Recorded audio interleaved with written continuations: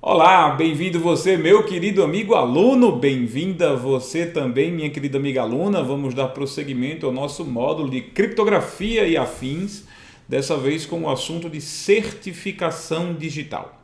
Certificação digital é uma evolução do conceito de chaves criptográficas, do conceito de assinatura digital.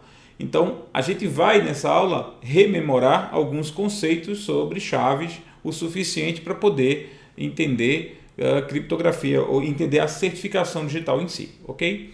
Mas nada muito pesado, eu garanto. Vamos lá, vamos para a nossa abertura, criptografia e afins, vídeo 4, vamos falar sobre certificação digital. Nós vamos conceituar certificados, vamos conceituar a validade dos certificados, vamos falar sobre as autoridades envolvidas no processo de certificação digital e vamos entender o que é uma PKI, uma infraestrutura de chaves públicas, ok? Então, vamos lá, sem demorar muito. Certificação digital é o quê?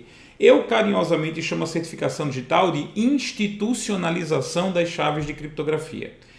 É um processo que transforma o recurso de criptografia, de chave pública e privada, numa coisa institucional, certo?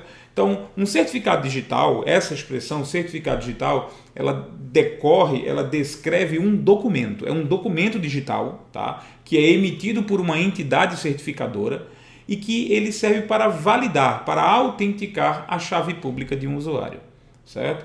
Então, mas para autenticar a chave pública, se você já viu as aulas sobre certificação, sobre chave pública, chave privada, então você sabe o que é isso. Mas vamos rememorar rapidamente a ideia, certo? O processo de assinatura digital é o processo através do qual eu, usuário, certifico, crio, estabeleço uma certificação, uma garantia de que fui eu que fiz o documento. Para isso eu utilizo dois números muito complexos, a chave privada, que só eu tenho, e a chave pública, da qual que nasce da chave privada da gente. Então a assinatura digital é um processo de pegar essas duas chaves que nós temos, esses dois números complexos que nós temos, e utilizar um deles para garantir que foi você, que fui eu, no caso, que fiz essa assinatura, certo? Resumidamente, a gente já viu essa animação nas aulas de assinatura digital, mas vamos rever aqui. A história é o seguinte: eu tenho uma mensagem de e-mail. Uma mensagem de e-mail que eu fiz o quê? Que eu simplesmente, a primeira coisa a ser feita na mensagem de e-mail é que ela é resumida matematicamente num procedimento conhecido como hash. Então, escrevi uma mensagem de e-mail, um programa adequado pega essa mensagem de e-mail e calcula o hash dela. Eu, usuário, tenho aqui as minhas duas chaves. Então, o que eu vou fazer? Eu vou anexar minha chave pública na mensagem e vou assinar o hash, garantindo que só eu poderia ter feito isso. O que é que eu acabei de fazer? Eu dei garantia de que ninguém mais, além de mim, além do detentor dessa chave dourada, do detentor dessa chave privada, seria capaz de ter assinado essa mensagem. Essa mensagem, então, ela vai ser enviada para o destinatário. O destinatário pega a minha chave pública que recebeu, abre o hash, calcula o hash ele mesmo e confere. Se esses dois hashes bateram, então eu tenho a garantia do seguinte: a mensagem não foi alterada durante o meio do caminho, né? No meio do caminho ela não foi alterada. E segundo, a mensagem realmente veio de quem diz ter vindo. Por quê? Porque o usuário, ele usou a minha chave pública, a minha chave que eu distribuo, para conferir a assinatura que havia sido feita pela minha chave privada. Essa conferência dá a garantia de que ninguém mais do que o detentor desta chave poderia ter assinado a mensagem. Mas aí nós entramos com um pequeno, não é um problema, entramos com uma pequena dúvida, certo? Que é o seguinte: existem duas chaves, a chave pública e a chave privada. Você, destinatário do meu e-mail, você usou a minha chave pública para abrir a mensagem, para conferir que fui eu que assinei. Certo, mas onde? Quem foi que criou essa chave privada e quem foi que criou essa chave pública? Onde é que elas são criadas? Elas são criadas no computador do usuário que as enviou, que enviou a chave pública. Então imagina, a chave privada do usuário A e a chave pública do usuário A foram criadas no computador do usuário A. Aí você para e pensa: como é que eu posso confiar num par de chaves? Como é que eu posso confiar num par de números que foi simplesmente criado num computador que, por sinal, eu estou desconfiando dele? O objetivo de você fazer a assinatura, o objetivo de você realizar o processo de assinatura digital é garantir a autenticidade da mensagem que foi enviada, ou seja, garantir que eu saiba quem enviou. Mas olha, se as chaves foram criadas no computador do usuário, como é que eu posso confiar? La garantia soy yo. Como é que eu posso confiar se as chaves que servirão para garantir essa confiança foram criadas no computador de quem eu estou desconfiando? Né? É por isso que a gente vai entrar agora com um terceiro. Esquece o computador do usuário, ele ainda é usado, mas a gente vai entrar agora com uma entidade. O que vai acontecer agora é a utilização, a participação de um terceiro de confiança, um terceiro confiável. Eu não confio no computador do mané que assinou para mim. Eu não confio. Você não confia no meu computador. Mas nós dois confiamos num terceiro, uma espécie de cartório, certo? Esse terceiro de confiança, ele é chamado autoridade certificadora. O que é que a autoridade certificadora faz? A autoridade certificadora faz uma assinatura da minha chave pública e confere à minha chave pública o status de certificado digital. Então, o que é um certificado digital? Um certificado digital é um documento. Um documento que tem dentro do seu corpo, dentro da sua estrutura, a chave pública do titular do certificado. Então, se esse certificado digital pertence ao usuário A, então dentro dele está a chave pública do usuário A. Cuidado com isso, se cai em prova o tempo todo. O certificado digital de um determinado usuário possui a chave privada do usuário. Não, a chave privada do usuário continua lá no computador do usuário. A chave pública do usuário, que é o que pode ser distribuído, vai ser transformado em certificado. Certo? Então, o que é vamos para as noções de certificado, né, de certificação digital. Primeiro, a chave privada do usuário, ela continua onde estava. Ela continua no micro do usuário. Ela foi gerada no micro do usuário ou foi gerada num equipamento próprio. Ela pode ter sido gerada num hardware próprio, como essa aqui, esse hardware que gera certificados aqui, certo? Depois eu vou falar sobre isso. Mas a chave privada de um determinado usuário nunca vai sair de onde ela foi gerada. Ela tem que permanecer ali, segura, onde ela foi gerada, certo? A chave pública do usuário é quem é assinada pela chamada autoridade de certificação. A autoridade certificadora, ela assina a chave pública do usuário, certo? E essa chave pública passa a ser chamada de certificado digital. Logo, eu deduzo que o certificado digital ele contém a chave pública do seu titular, certo? Essa é uma frase que cai em prova o tempo todo. Certificados são documentos que têm data de validade mínima e máxima.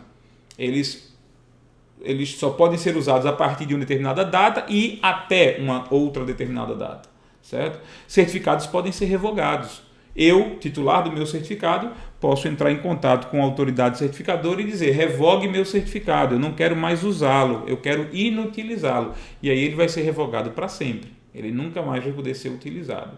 Ok? Certificados, obviamente, só são válidos para as pessoas e entidades que confiam na autoridade que os emitiu.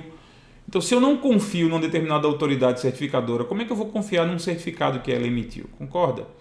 A gente vai ver isso agora mais claramente, mas essas são algumas das informações sobre um certificado. Então, o que é um certificado? Um certificado é um documento de identificação, um documento digital, um documento binário eletrônico de identificação. O que é que existe dentro do certificado digital? Existe a chave pública do usuário, ok? Vamos lá. Prosseguindo aqui sobre certificação digital, vamos ver uma página. Você entra numa página do YouTube, por exemplo, e o seu navegador ele mostra isso. Ele mostra que a conexão é segura. Sabe o que é que significa? Significa que o site do YouTube mandou para o seu navegador o certificado. E o seu navegador percebeu que o certificado do YouTube está todo ok. Não existe erro no certificado. Quer dizer, o site está ok, o certificado foi emitido corretamente. Então, isso aqui é uma garantia de que o certificado do YouTube está ok, está perfeito. Então, garantiu que você está acessando corretamente o site do YouTube. De vez em quando aparece um probleminha. Vê, eu estou entrando aqui no site do portal do Ministério da Saúde. Ele tem um certificado, mas deu um probleminha aqui. Quando aparece um aviso de alerta como esse, o problema nem é tão grande. Isso aqui, no caso, não é nem erro no certificado. Isso aqui é porque, provavelmente, alguns objetos, alguns componentes da página não estão protegidos, estão vindo de outro canto. Normalmente isso acontece muito com imagens. Acontece com imagens e acontece com propagandas, quando o site contém propagandas do Google, propagandas de outros lugares. Então, quando uma página que você está acessando, ela tem componentes que são dela e componentes que vêm de outros sites, ou seja, componentes externos, normalmente esses componentes externos não estão protegidos pelo HTTPS, não estão protegidos pelo certificado. Então, o aviso, na verdade, é só o seguinte: este site contém componentes ou contém objetos que não estão protegidos pela criptografia, certo? Não estão protegidos pela criptografia do certificado. Então, não é um erro tão grave. Agora, isso aqui é um erro grave. Ó. Você entra num site e aí o teu navegador diz que o site não é seguro. Ó, ei, ó, temos um problema aqui. Não é seguro. Isso aqui, normalmente, quando aparece, é um problema no certificado. Problema no certificado do site. Certo? Aí eu pergunto, ó, tanto que ele diz assim, olha, não foi possível realizar a conexão via HTTPS, seguro, não foi. Então isso aqui normalmente é um problema sério. E que problema seria esse? Quais são os problemas que um certificado pode apresentar? Um certificado, ele pode estar expirado. Significa que o certificado ele tem uma data de validade, por exemplo, 12 de outubro de 2017, e aí você o está acessando no dia 13 de outubro, certo? Então, quando um site ele oferece um certificado expirado, quando um site apresenta um certificado expirado, aparece um erro, um defeito. Isso nem é eu, João, não considero nenhum problema tão grave. Às vezes a empresa, que é a dona do site, ela esqueceu de renovar o certificado, que ela vai ter que emitir de novo, vai ter que pagar de novo para emitir um novo certificado. Então ela esqueceu de pagar o certificado e aí está usando o certificado expirado por esquecimento. Isso é um pecado menos grave, certo? Um certificado revogado. Se uma empresa está usando um certificado que foi oficialmente revogado, isso é um problema. Então, eu tenho um certificado. Esse certificado garante que meu site é o site tal, certo? Mas um certificado revogado é um certificado que recebeu a autorização do titular, do próprio titular, para ser invalidado. Eu entrei em contato com a autoridade certificadora e disse, revogue meu certificado. E aí o que vai acontecer? Eu mandei revogar o certificado e eu estou usando um certificado que eu sei que está revogado. Então, normalmente, quando alguém está utilizando um certificado revogado, é porque esse alguém que está utilizando o certificado não é a pessoa que mandou revogar, então não é o titular, está acontecendo algum problema, certo? O certificado é de outro titular, aí é outro problema sério. Você está entrando no site A e esse site A está oferecendo como identidade um certificado de um endereço B. Isso é um problema, com certeza. Isso é falsidade ideológica, isso é um problema. Você está entrando num site X e o site diz, olha, eu sou Y, o certificado diz que eu sou Y. Isso é complicado. Outra coisa que pode acontecer com o seu certificado é o certificado ser emitido por uma autoridade não confiável. É exatamente isso que aconteceu agora nesse exemplo do site do Serpro. Na verdade, o meu navegador não confia nos certificados emitidos pela autoridade certificadora do Serpro. Isso é uma coisa que você corrige rapidinho. Você pega lá o certificado e pede para adicionar e aí o certificado passa a ser confiável. Você que diz se confia naquele certificado ou não. É o seu navegador. Você vai lá e diz ao seu navegador que ele vai ter que confiar ou não naquela lista de certificados. Certo? Então esses são os 4 problemas que podem ocasionar um erro daquele que a gente viu na imagem há pouco. Um erro que diz que a conexão não é confiável. São os 4 problemas nos certificados. Eu vejo mais seriedade nesses dois. Esses dois aqui seriam realmente problemas muito sérios. Às vezes isso aqui é besteira, é só porque você não adicionou o certificado daquela rede no seu computador. E um certificado expirado é porque a empresa lá, dona do site, simplesmente esqueceu de renovar o certificado, o que também é um problema menor, vamos dizer assim, né? Uma dor de cabeça menor. Onde as chaves privadas são geradas? Existem dois locais. Eu posso gerar minha chave privada no meu próprio computador, através de um programa. Eu pego um software que gera chaves, ele vai e gera uma chave no meu computador. Essa chave é sorteada, é um número muito grande, é um número com, sei lá, 1024 zeros e uns, 1024 bits. Então é uma chave muito complexa de ser sorteada assim. É como se você jogasse 1024 vezes a moeda para cara ou coroa e anotasse o resultado dessas 1024 jogadas de cara ou coroa, certo? O seu computador gera essa chave. Ou você pode usar um hardware criptográfico. O que é um hardware criptográfico? É um equipamento, como esse token aqui, como esse equipamento. É um equipamento de hardware que dentro dele tem um circuito eletrônico, e esse circuito eletrônico foi feito para gerar chaves.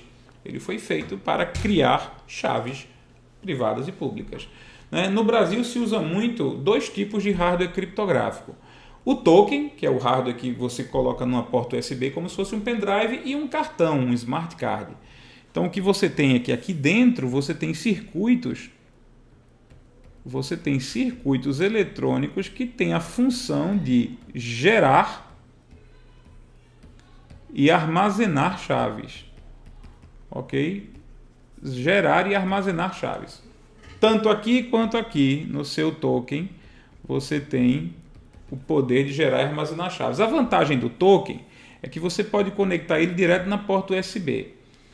O cartão, apesar de ser mais barato, você tem que comprar um equipamento, um hardware, para ligar no seu computador pela porta USB, que é um drive de cartão. É justamente um equipamento que tem uma fenda capaz de receber o cartão. Exatamente como a fenda do cartão de crédito. O seu cartão vai ser colocado aqui, vai ser introduzido aí nessa fenda e vai ser lido por esse equipamento. Então é a desvantagem de você ter um cartão em vez de um token. Na hora de você comprar seu hardware criptográfico, você escolhe. Quando você adquire um hardware criptográfico, você recebe manual de instrução, recebe tudo e tal, e você, claro, vai ter que emitir seu certificado lá na autoridade. Mas no seu material, no seu manual de instrução, vem a explicação sobre dois componentes importantes, o PIN e o PUC, certo? O PIN é a senha do seu hardware, certo? Então, você está lá com o seu token, Aqui está o token vai ser ligado na porta USB do seu computador, beleza. Você colocou na porta USB e você vai digitar um e-mail para assinar o e-mail, certo? Para assinar o e-mail, você tem que ter acesso à sua chave privada. A sua chave privada está aqui dentro e nunca vai sair. A sua chave privada, ela nasceu dentro do token e vai morrer dentro do token, certo?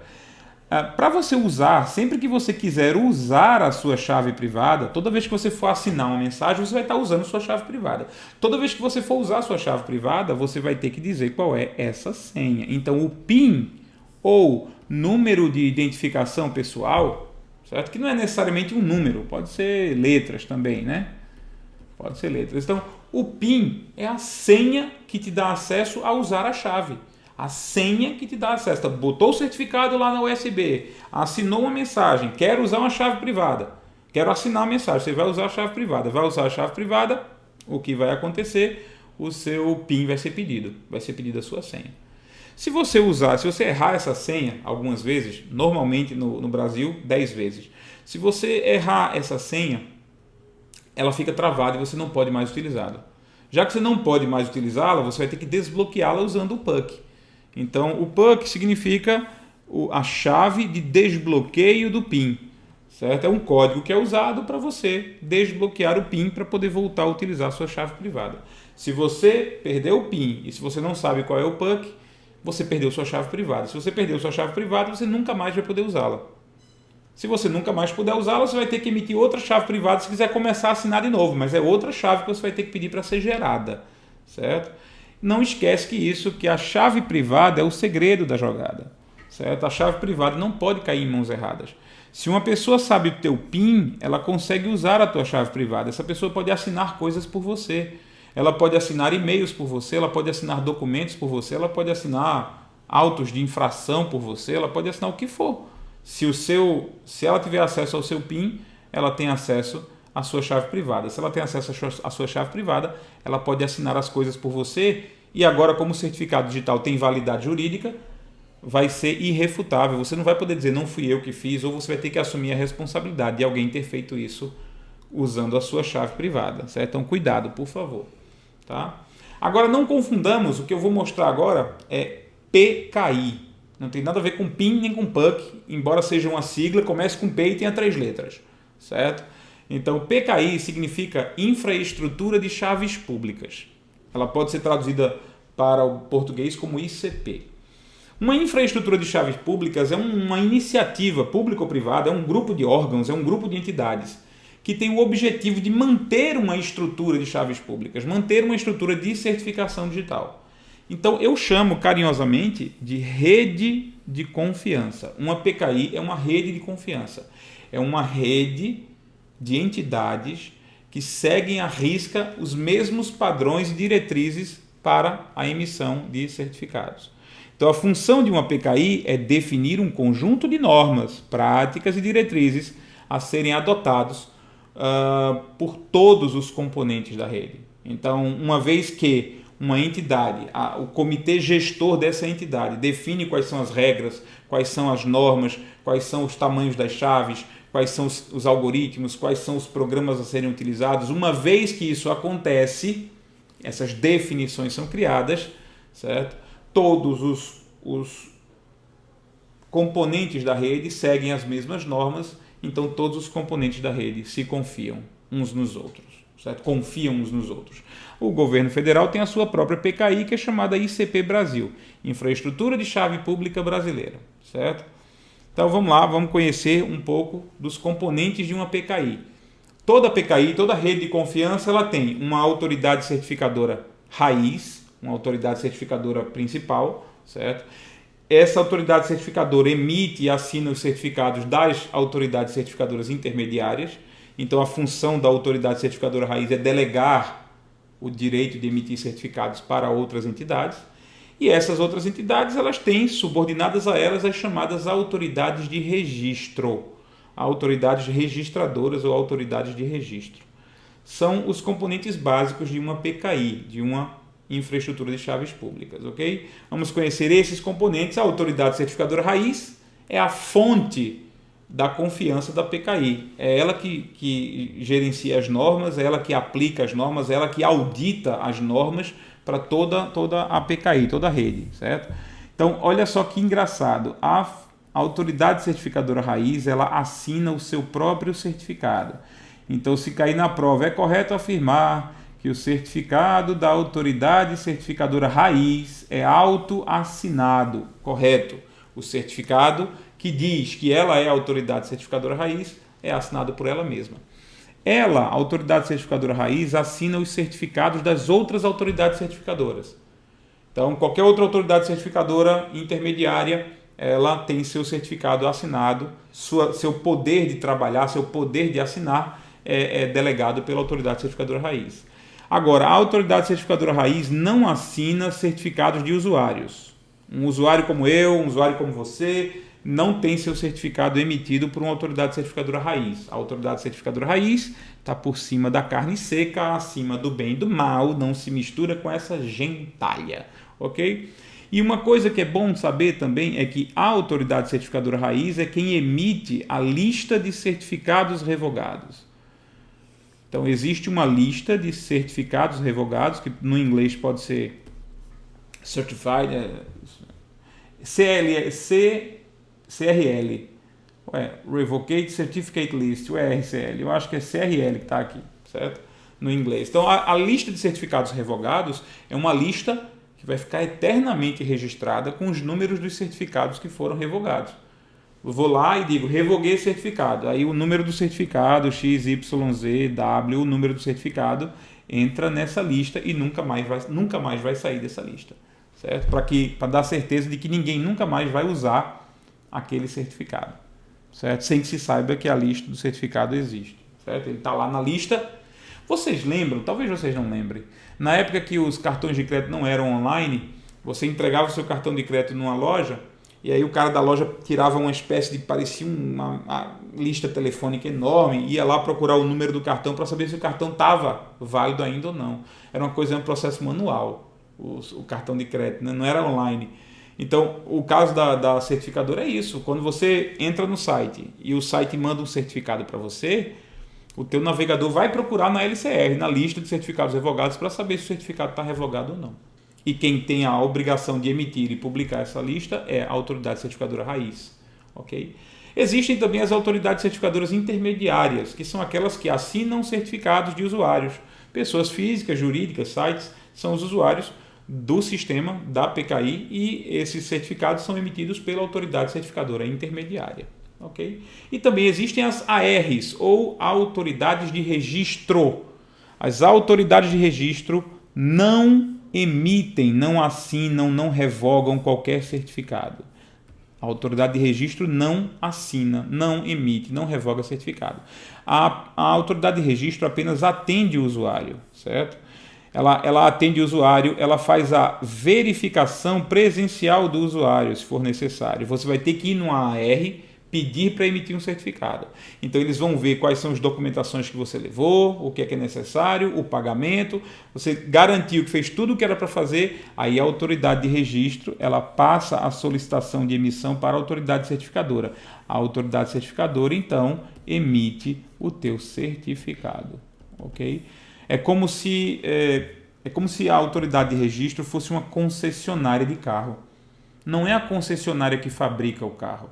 A concessionária vai lá atender o teu pedido. Então você vai lá, eu quero um Fiat Palio azul com farol assim, com vidro assim, com isso, com direção hidráulica. Então você diz o que você quer para o seu carro.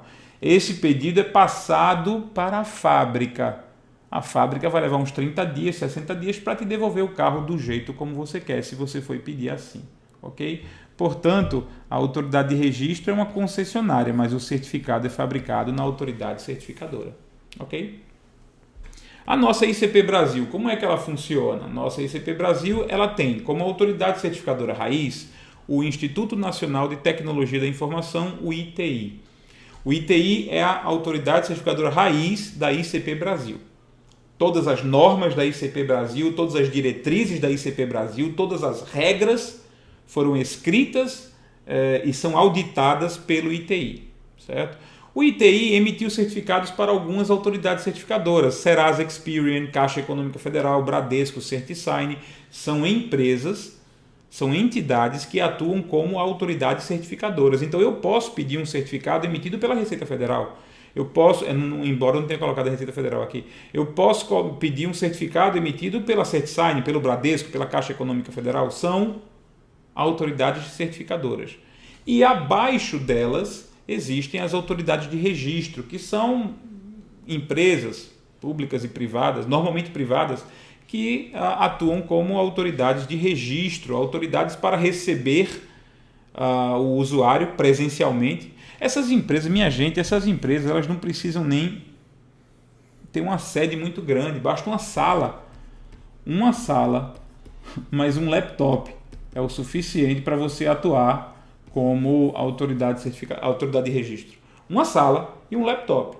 E esse laptop conectado à internet. Só que você tem que ter um certificado, claro. Você tem que ter um certificado emitido por uma autoridade de certificação que te dê o direito de atuar como autoridade de registro também, para repassar os pedidos lá para cima. Ok? Então, a autoridade de registro é uma lojinha, um quiosque de atendimento, que vai atender você como usuário e vai passar suas requisições para cima, passar suas requisições para a autoridade de certificação, mas quem emite o seu certificado, quem assina um certificado novo e emite para você é a autoridade de certificação, a autoridade certificadora, ok? E nós vamos agora continuar aqui, só dar uma olhada aqui, eu vou mostrar aqui o certificado da ICP Brasil, ó. Esse é o certificado do ITI. Quem é a unidade, ó, que legal. O certificado. E veja que coisa interessante, esse certificado de raiz não é confiável, quer dizer, meu computador não confia na autoridade certificadora raiz brasileira, no certificado dela, não confia. Está aqui dizendo Brasil, a empresa ICP Brasil, a unidade empresarial, quem é que está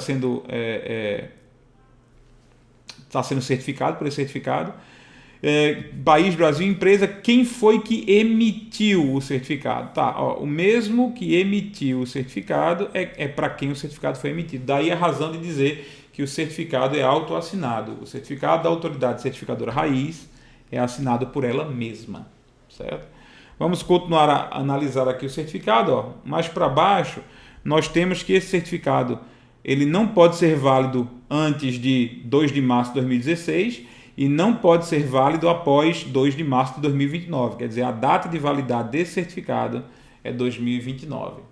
Mais precisamente, às 20 horas, 59 minutos e 38 segundos do horário padrão de Brasília do dia 2 de março de 2029. As outras informações dizem que tipo de criptografia é usada, né? Aqui está a chave pública, eu vou mostrar um detalhe da chave pública, não é só isso. O tamanho da chave, 4096 bits, o tamanho da chave, é um tamanho enorme, certo? E outras informações abaixo do certificado. Então, olha a chave pública, como é. A chave pública é muito grande, se quiser anotar eu dou um tempinho. Tô brincando, não precisa anotar não, isso aí é tudo, o usuário nem precisa saber desse tipo de coisa. Agora vamos para uma coisa que eu sei que é decoreba, que vai encher o saco de muita gente, que são os tipos de certificado da ICP Brasil. A ICP Brasil é a PKI do governo federal, então tudo confia na ICP Brasil. Todos os órgãos confiam na ICP Brasil, Tribunal de Justiça com processo judicial eletrônico, o atendimento do contribuinte, o ECAC na Receita Federal, tudo configura uso de certificado da ICP Brasil, certo? Então, quais são os tipos de certificado da ICP Brasil? Nós temos o tipo A, que são os mais comuns, é o certificado para assinatura. Então, a gente mais usa certificado para assinatura mesmo, é para garantir a autenticidade, para garantir a assinatura de documentos, certo? Existe o certificado tipo S, que eles servem para criptografia, ou seja, o objetivo dos certificados do tipo S é garantir o sigilo das informações. Você pode mandar emitir um certificado para assinatura, você pode mandar emitir um certificado para sigilo, o que você quer fazer? Você quer assinar e-mails? Você quer assinar como funcionário público? Você quer assinar documentos? Então você vai pegar um certificado tipo A. Você quer um certificado para criar criptografia, você quer um certificado para garantir o processo de embaralhamento, criptografia, sigilo das informações. Você vai pegar um certificado tipo S. Ok? E existe um certificado que nem é vendido separadamente, que é o certificado de tempo, certo? O certificado chamado de carimbo de tempo. Ele é usado muito, os certificados do tipo T, eles são usados muito para garantir a data em que um documento foi assinado. O documento tal foi assinado por um certificado tipo A, ok. Mas ele foi assinado a que horas? Ele foi assinado no dia 7 de agosto de 2017, às 13 horas, 45 minutos e 12 segundos. Certo? Então veja só, ele foi assinado numa determinada hora. Isso é um carimbo de tempo. Certo? O carimbo de tempo ele marca hora, minuto, segundo e milésimo de segundo. Certo? E é claro que ele marca dia, mês e ano. Obviamente. Certo? Então, é um certificado para garantir quando a assinatura, quando um determinado processo foi realizado, certo? No Brasil, você pode adquirir diversos tipos de certificados, né? Eu vou aqui listar rapidamente algum deles segundo a última versão da ICP Brasil, mas isso pode mudar. Isso pode mudar daqui a algum tempo, eles podem aumentar o tamanho da chave e outras coisas. Esses dados em si, acredito, não seriam cobrados. É só você saber o tipo do certificado, que é o seguinte, ó, os certificados do tipo A1 e S1, eles têm validade por 1 ano, certo? Lembra, A de assinatura, S de sigilo, certo? Hoje em dia usam um tamanho da chave bem grande, 2048, se bem que logo, esse tipo de dado aqui eu nem acho preocupante, porque há alguns meses atrás isso era 1024, então já mudou para 248, pode ser que daqui a pouco mude também, certo? Qual é a forma de armazenamento? Os certificados que têm validade por 1 ano, eles são os menos seguros. Por quê? Porque eles são criados e armazenados no micro do usuário, por meio de um software. Um programa de computador gerou esse certificado. Então é por isso que esse certificado tem uma validade pequena. A validade pequena por quê? Porque ele foi gerado de uma forma desconfiável. Foi gerado por meio de de software. Existem os certificados 3, A3 e S3, certo? Hoje, os certificados A3 e S3 podem valer até por 5 anos. O normal é valer por 3 anos. O normal. Você pode estender um pouco isso, mas o normal é valer por 3 anos. Esses certificados usam uma chave de 2048 bits também, mas eles são emitidos via hardware, então eles são emitidos aqui dentro, eles são emitidos dentro desse cara aqui ou dentro de um smart card, né? Um smart card daquele, tá? Token ou cartão. E existem uns certificados que isso é certificado que o usuário pode comprar. Você pode ir numa entidade e comprar um certificado A3, você pode comprar um certificado S3. E existem os certificados A4 e S4. Os certificados A4 e S4, eles têm uma chave bem maior, eu acho que não precisa decorar também, estou logo avisando. Eles têm validade maior, tá? Normal é 4 anos, mas eles podem ser estendidos até 6 anos. Agora, eles são emitidos num hardware específico, chamado módulo de segurança em hardware, certo? Um HSM é uma máquina, é uma placa de circuitos mesmo, grande, que serve para guardar muitos pares de chaves, pública e privada. Então, a chave é gerada ali dentro e fica guardada ali dentro. É uma espécie de cofre. O HSM é uma espécie de cofre de chaves. Realmente uma máquina feita para proteger os recursos de chaves, certo?